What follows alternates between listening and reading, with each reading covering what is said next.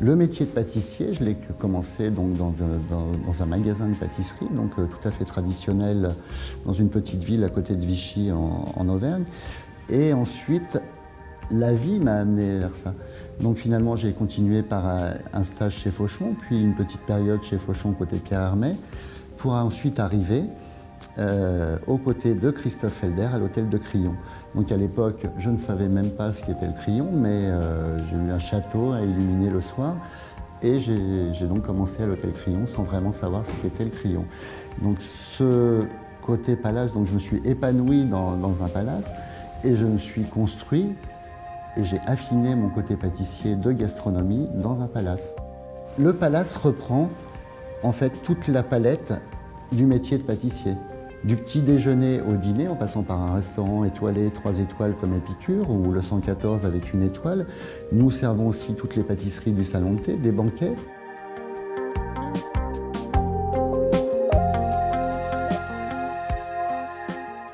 En temps normal, c'est un poste très important.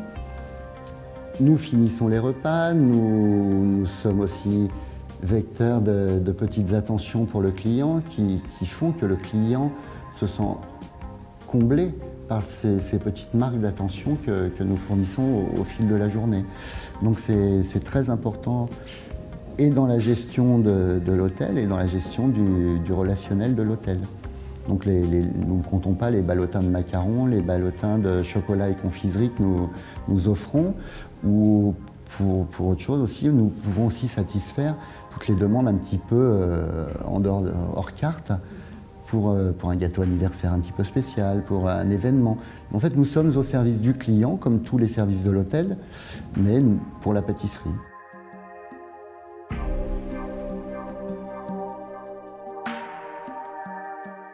Un chef pâtissier doit être un bon manager au jour d'aujourd'hui, parce qu'on a des équipes quand même qui reprennent à peu près une vingtaine de personnes. Nous avons 16 personnes en pâtisserie. Il faut être un bon meneur d'hommes. Ça, c'est indéniable. Il faut avant tout une grande générosité, je pense. C'est la grande qualité à avoir pour être chef pâtissier d'un hôtel, c'est une rigueur, une grande générosité. Mais c'est valable pour beaucoup de métiers, je pense.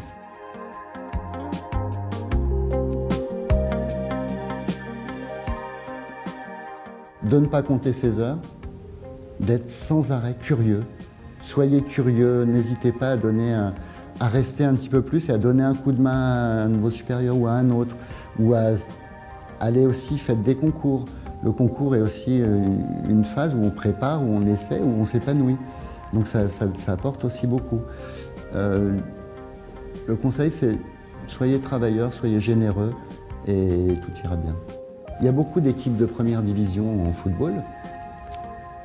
Il y a peu de bons joueurs de première division, il y a peu de stars. La gastronomie, c'est un petit peu pareil. Il y a peu de restaurants 3 étoiles et il y a peu de Zidane.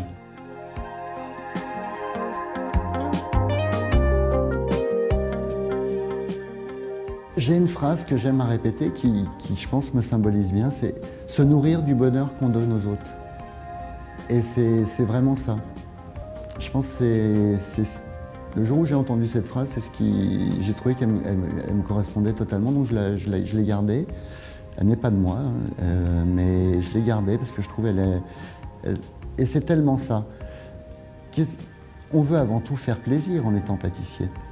On veut donner du bonheur aux gens, on veut satisfaire un besoin de gourmandise ou un besoin de régression, de plaisir. Donc c'est ça notre métier. Si on a satisfait le client, s'il est heureux, s'il a vécu des émotions en étant venu chez nous, nous avons réussi notre travail.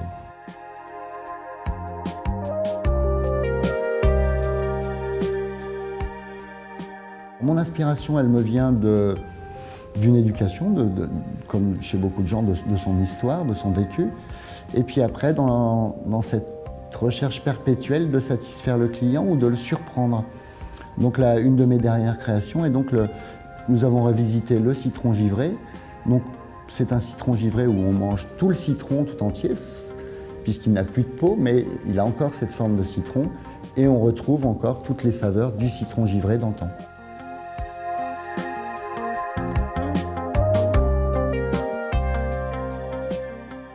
Le dessert qui m'a le plus surpris, et qui est un peu notre marque de fabrique du Bristol, c'est le précieux chocolat Nyangbo. Ce qui est donc un écrin, une sphère de chocolat qui est vidée, très arachnéenne, très joaillière un peu dans sa présentation. Mais quand on plonge la cuillère dedans, on retrouve toutes ces émotions et on retrouve le goût du chocolat du Ghana. Donc ça, c'est une grande réussite de ces 6 années passées au Bristol.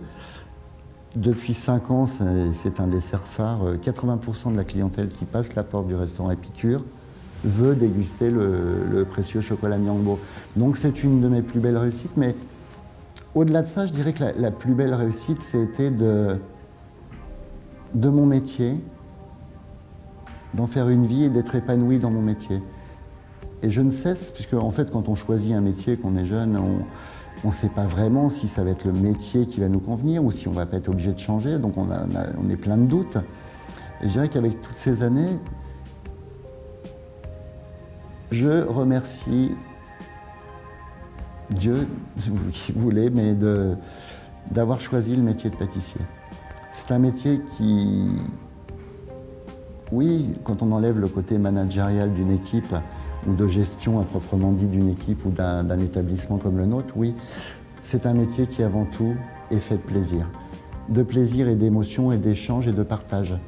C'est avant tout un métier qui vous donne à travailler que des matières nobles et gourmandes, du sucre, du chocolat, des fruits, du praliné, enfin tout est fait pour nager dans le bonheur finalement.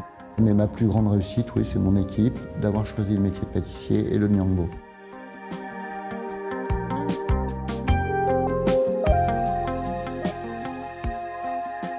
La simplicité d'un accueil humain. C'est ça le luxe. La vraie générosité, la sincérité des rapports humains. C'est ce qu'a réussi à faire, je dirais, Didier Le Calvez avec le Bristol. De ce mélange de management, de standards de leading hotel et d'humanité d'un personnel, on a réussi à avoir un accueil qui aujourd'hui se veut humain et pas trop standardisé. Et c'est ça avant tout le luxe. Et quand un client se sent bien, ce serait ça l'idée du luxe. C'est avant tout que le client se sente bien, se sente surpris et se sente vraiment bien, comme chez lui. Et se sente reconnu. Ça, c'est le luxe pour moi.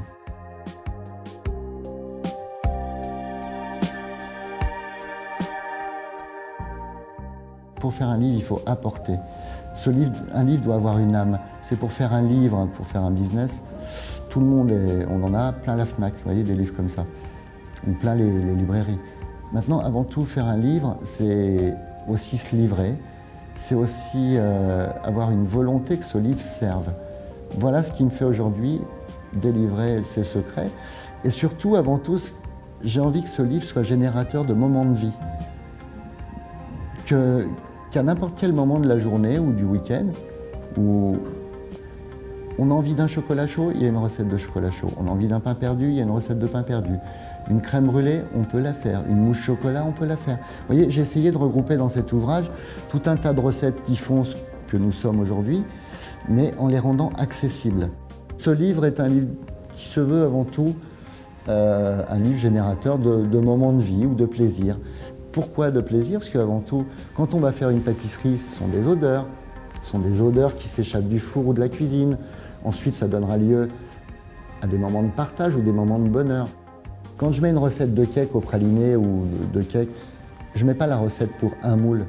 Je dis faites-en 2. Vous en offrez un à la voisine, au voisin, ça crée encore, ou à la copine de vos amis.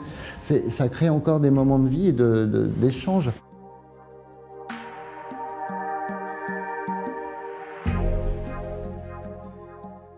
D'un dessert qui était un dessert, nous avons essayé de le transcender, ou d'en faire quelque chose d'unique au niveau visuel, au niveau gustatif, que le client va ramener chez lui et n'oubliera plus. qui en fera avant tout un souvenir intemporel.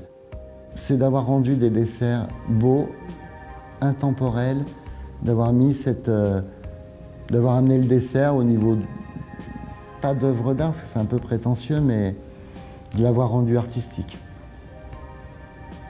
Sans en perdre son essence d'un dessert, ou de ce que doit être un dessert, c'est avant tout de la gourmandise.